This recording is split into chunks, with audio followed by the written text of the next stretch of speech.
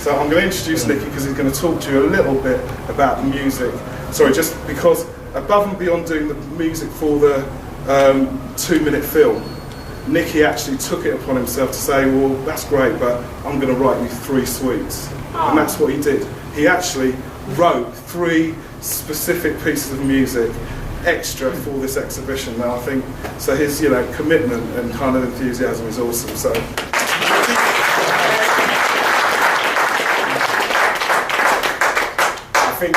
I think it's very, very, very seldom in life that you get to work on such a prestigious exhibition, or work in such a prestigious exhibition as this. This exhibition jumped out at me. John called me, said, I've got this thing going on, I don't know if that's going to work. I'm thinking about this and I'm thinking about that, and I just said yes. I didn't want to know any of the details. Basically, like most of you, I really admire John. John being, he's an absolute gentleman. Not only is he a gentleman, but he has an incredible mind. And I find that working with people who are as imaginative and as sparky as John just gets you going. So when we spoke about this, and he told me basically what the basic brief was, straight away we went into imaginary territory, and we started to look at the stamps and what stamps meant. And obviously, I've only just learned the word philatelist. Literally, I can say it after 2 weeks. Okay. Incredible. And we were looking at and I was brought up in a black Pentecostal church background.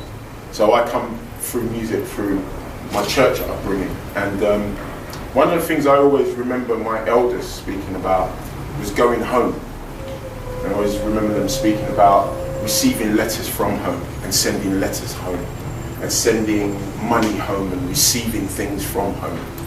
And straight away my imagination went to that place. And but then as John began to speak more precisely or more specifically about the icons and how icons are really important for the generations to come, and for us learning about who we are and where we're going. And it's so ironic that stamp actually, it kind of earmarks the journey.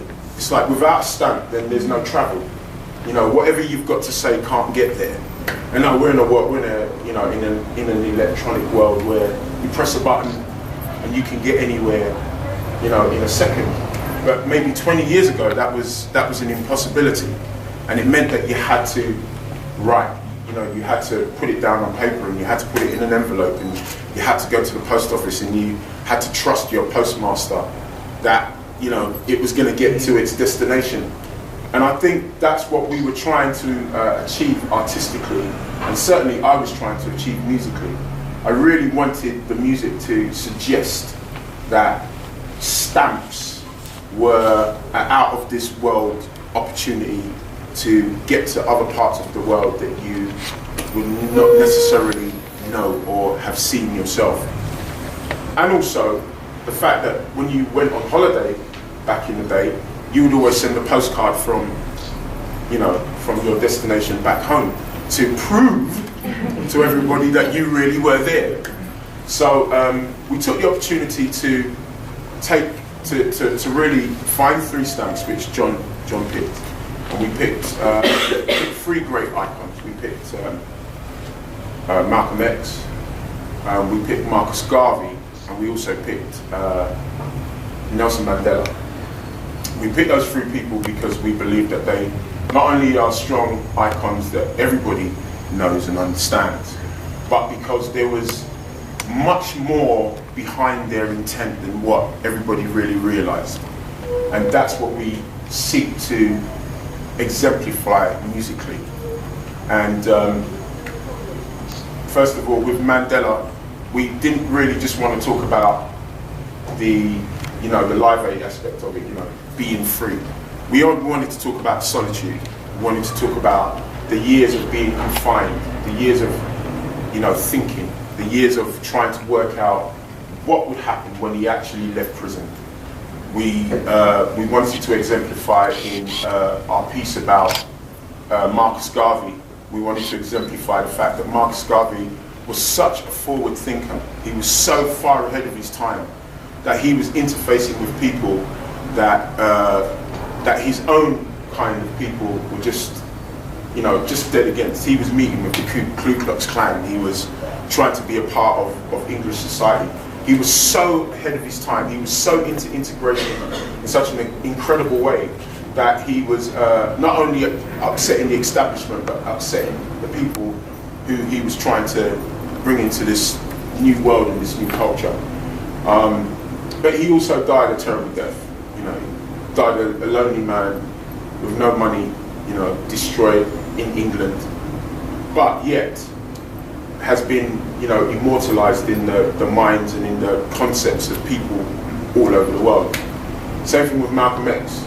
We wanted to exemplify the fact that Malcolm X not only was a man of,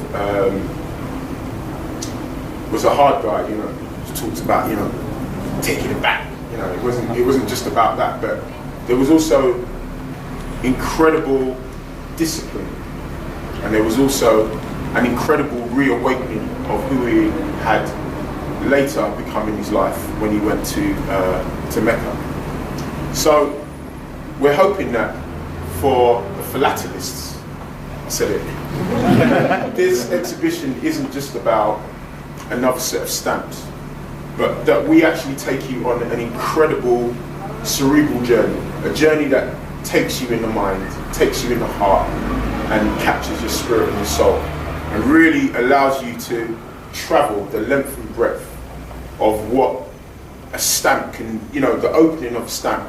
Think about your computer screen, think about how, you know, you type your subject into Google, and straight away you've opened the world. I realised that that's what stamps were 50 or 60 years ago. They were an opportunity for you to travel, for wherever you were, for you to go somewhere else, for you to send something, for you to receive something. And I really hope that tonight that you do that you receive exactly the message that we're trying to send out.